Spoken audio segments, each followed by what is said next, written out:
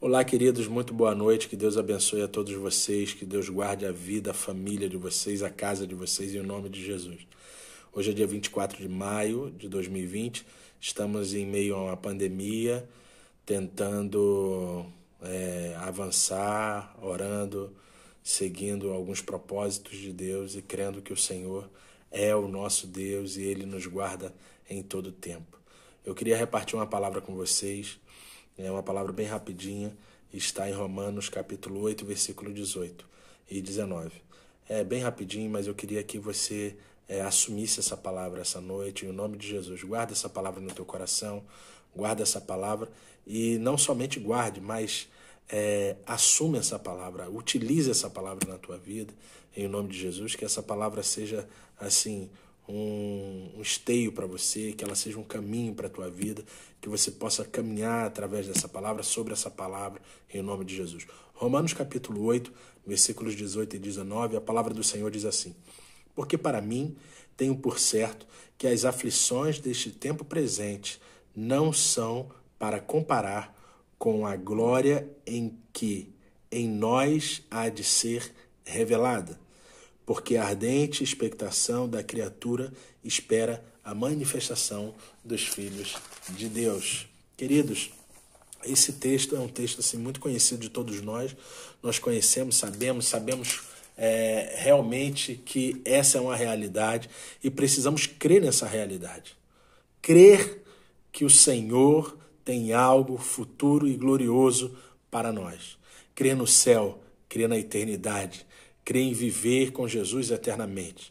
Crer que há um amanhã, que o Senhor está preparando algo maravilhoso, né? Ainda que aqui nessa terra não, mas no céu. O Senhor está preparando algo maravilhoso. Eu sou convicto nessa palavra. Eu creio em João capítulo 14. Não turbe o vosso coração, crede em Deus, crede também em mim. Na casa do meu pai há muita morada, se assim não fosse, vulo teria dito, vou preparar-vos lugar.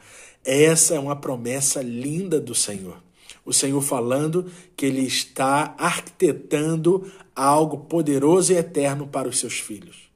É importante, queridos, saber que nesse tempo presente, as aflições desse tempo são aflições que nos doem muito, que realmente às vezes nos moem, mas é necessário que essa palavra de esperança de Paulo aos Romanos, ela seja como uma bandeira em nossas mãos.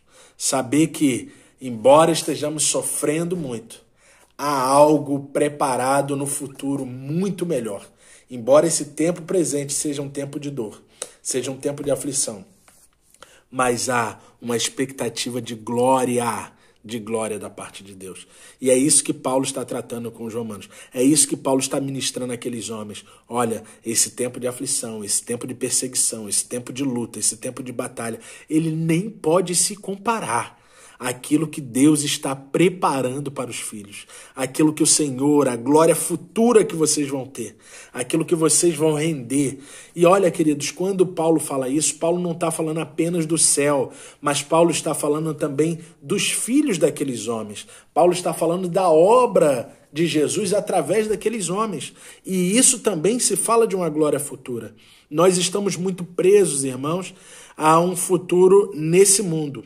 E nós temos que ter um certo cuidado com isso, porque de fato a nossa casa não é nesse mundo. A nossa casa é no Senhor. A nossa casa é no céu. A nossa eternidade é com Ele.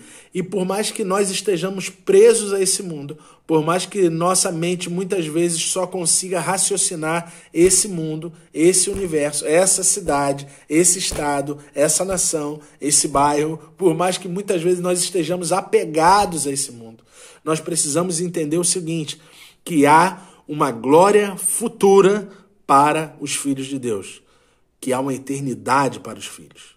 E isso eu queria que você guardasse no coração. Você é um ser eterno.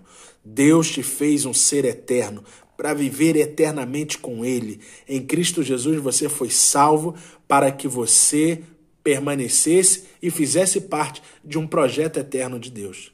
Como está escrito em Romanos, capítulo 8. Porque Deus quer ser pai de muitos filhos, semelhantes a Jesus. Na verdade, se parafraseando, porque o texto está dizendo, Aquele que de antemão vos chamou, também vos predestinou para ser conforme a imagem do Filho primogênito. Deus quer ser pai de uma família com muitos filhos semelhantes a Jesus. Você foi salvo para fazer parte de um propósito eterno de Deus. Você foi salvo para fazer parte da família eterna de Deus. E isso é importante que você guarde. Você não foi salvo somente para dar glória a Deus, somente para estar em reuniões gerais. Você foi salvo para fazer parte de algo muito maior, de algo eterno, comprometedor, tremendo, profético, de algo que nasceu antes da fundação do mundo. Olha que lindo. Mas aqui na terra, Paulo está falando aos romanos, e hoje essa palavra vem em nosso coração para falar a respeito de nós hoje, que as aflições de hoje, tudo que nós temos passado hoje, é importante que você, na tua casa, com os teus filhos, você já esteja ministrando os teus filhos, esteja ministrando teus filhos espirituais, ligue para eles, fale com eles, né? Invista nos teus filhos espirituais, invista na igreja do Senhor, porque a ideia é que as aflições do tempo presente não vão poder se comparar à glória futura que está reservada. É necessário a gente entender que Deus tem um projeto muito maior e é a partir de você. Você faz parte desse projeto e você tem que desempenhar esse projeto. E aí no segundo versículo que lemos, no versículo 19, Paulo vai falar àquela geração. A criação espera com grande expectação a manifestação dos filhos de Deus. Você vê que há um link na palavra de Paulo. Parece que Paulo só está falando de esperança no primeiro versículo, mas Paulo também está falando de responsabilidade. Esperança de um futuro melhor, esperança de um futuro glorioso, mas está falando de uma responsabilidade para que de fato esse futuro seja glorioso. E qual a responsabilidade que temos? Manifestar a vida de Jesus, o reino de Jesus. E como que vamos fazer isso? Como que conseguimos fazer isso? Ou, aliás, como que não conseguimos fazer isso? Qual é a dificuldade, a real dificuldade de pessoas manifestarem o reino de Deus? Qual é a real dificuldade de pessoas não entenderem que precisam se manifestar? São duas. Primeiro, não entender quem são. Se eu não entendo quem eu sou em Cristo Jesus, eu não tenho como manifestar aquilo que eu não entendo quem eu sou. Segunda coisa, eu não entendo para quê. Se você não entende para que você nasceu de novo, se você não entendeu o teu chamado, se você não consegue compreender aquilo que Jesus te chamou para fazer, você não consegue manifestar o reino de Deus. Você tenta, mas não consegue. Você se atropela os próprios pés. Você se enrola nos próprios pés porque não consegue manifestar o reino de Deus. E o reino de Deus é simples. A vida de Jesus é simples ser manifestada, querido. Se você entender que você é filho de Deus, né, como está escrito também em Romanos, olha, o Espírito de Deus testifica no nosso espírito que somos filhos de Deus. Aqueles que são guiados pelo Espírito de Deus, esses são os filhos de Deus. Porque ele veio para os seus, mas os seus não os receberam. Mas todos quanto receberam, deu-lhes o poder de serem feitos filhos de Deus. Se você entender que você é filho de Deus, se você compreender, querido, a sua filiação em Deus através de Jesus Cristo, nosso Senhor, se você entender isso, você vai entender o primeiro processo, que você é filho. E como filho você nasceu de novo. E se você nasceu de novo, nasceu para manifestar a luz. Você já não nasceu da carne. Jesus fala em João 3, porque aquele que é nascido da carne é carne, e aquele que é nascido do Espírito é Espírito. Você nasceu de novo para manifestar as obras do Espírito, as obras espirituais. Você nasceu de novo para manifestar a vida de Jesus na vida das pessoas. E aí, quando você sabe dessa primeira fase da tua vida, logo você vai correr para o segundo momento, que é para quê? Sim, eu nasci, eu sei que eu nasci de novo, eu sei quem eu sou. Agora, para que eu sou? Para quem eu sou? Quem eu vou atingir? Como que eu vou fazer isso? E aí nós vamos ver, por exemplo, no Evangelho de São João, o João profeta, né, o batizador, ele falando assim, né, os fariseus foram perguntar para ele, quem você é? Você é o Cristo? Ou algum dos profetas? Ele fala, não sou. Eu sou a voz do que clama no deserto. João sabia exatamente quem ele era. João sabia quem ele era. O mesmo João, num outro momento, antes de ser decapitado, ele manda os seus discípulos irem até Jesus e perguntarem: és tu de fato o Cristo ou temos que esperar outro?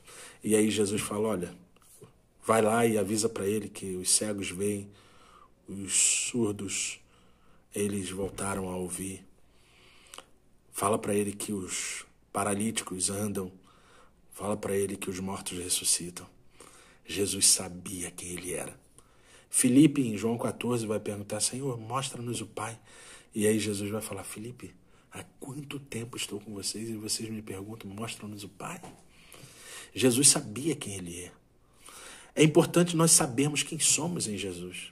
Primeiro, nós somos filhos. E para que somos? A nossa missão em Jesus. Você tem uma missão. É importante que nesse tempo, ainda que nesse tempo de dor, de pandemia, tempo de estar afastado, de um afastamento social, é importante que você saiba que você tem a missão de manifestar a vida de Jesus. Que Deus te abençoe, que essa palavra possa te edificar, que essa palavra possa fazer sentido para você, sentido na tua vida, em nome de Jesus.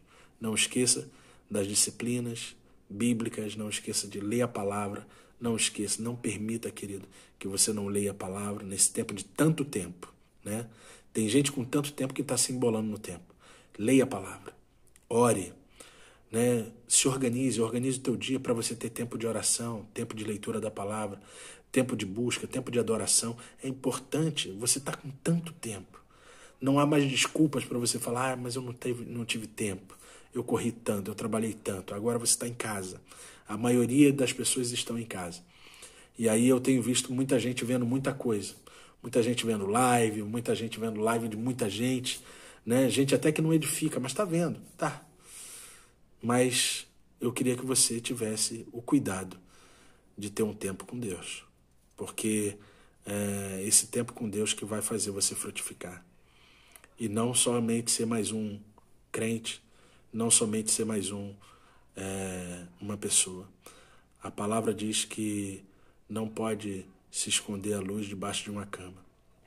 A luz sempre vai ser posta sobre o monte para iluminar uma cidade. Que você entenda isso. Você é luz e como luz você precisa iluminar. Em nome de Jesus, que Deus te abençoe. Tá bom? Um beijo no coração. Estou com muita saudade, né? Eu, Débora está aqui do meu lado, Luca. Nós estamos cheios de saudade dos irmãos. Que Deus possa abençoar vocês muito, muito, muito. Em nome de Jesus. A paz para vocês, tá? Muita saudade. Brevemente a gente vai se reunir e dar aquele abraço gostoso nos irmãos, tá bom? Fiquem na paz aí. A paz. Boa semana. Deus abençoe.